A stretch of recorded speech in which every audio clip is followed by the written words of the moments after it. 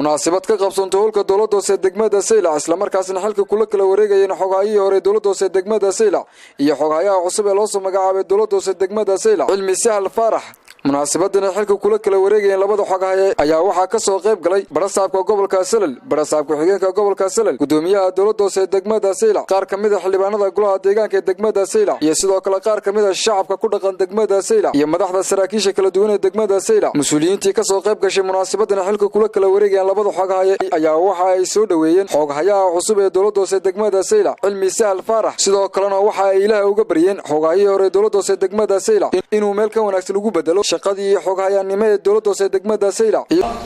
xilli kala wareegitaankii labada xogaayihii hore Xasan Bakar Umar iyo xogayaha cusub Cilmi Sahal Faarax xil wareegitoodii weeyaan insha Allah kullay sidoo lugtiinba xogaayuhu muddo gaaban uu joogay xogaayihii hore waxaan u rajaynaynaa horta meel ka wanaagsan inuu Ilaahay geeyo xogaayihii hore waxa leenahay kullay isma baan soo gaarin oo isma baan arag anigu wasaaradahan way shaqadiisa ku ekaa oo nin shaqadiisa ku ekaa uu ahaa aragtideedu soo badnay waxaan leenahay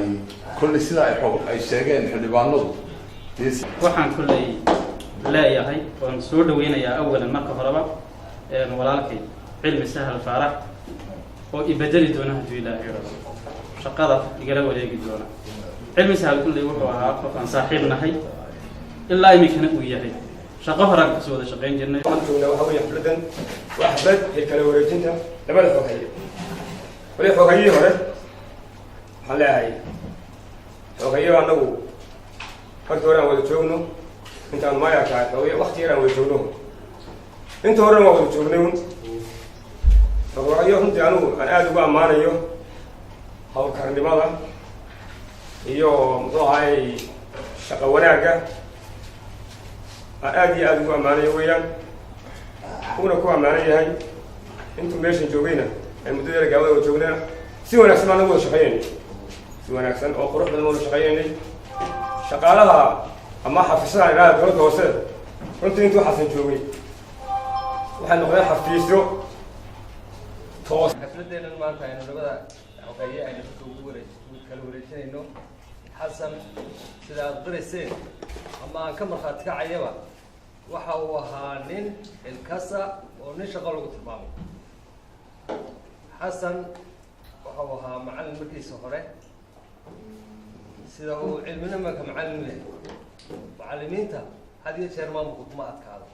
gabagabadii munaasabada ayaa waxa isagoo halkaas xilka u kala wareejiyay barasaabka gobolka Salal isagoona halkaas ka hadlay xogayaha cusub ee loo soo magacaabay dowladda hoose degmada Saylac Cilmi Sahal Faarax isagoona ballan qaaday inuu halkaas ka sii amba qaadi doono waxyaabihii uu ka qabtay xogaayihii hore dowladda hoose degmada Saylac xasan dhagawna ka sii qaado insha Allah rajaynayaa saaka degmada hoose dowladda hoose waa maray xafiisyada waxa uu ekeyd meel xogay joogay insha Allah ta'ala halka uu dhagay xasan ma ka soo qaadi doona saaxiibkay xasan insha Allah ta'ala sal lagu duceeyaa in Ilaahay bacnahi wax khayr qaba oo siiyo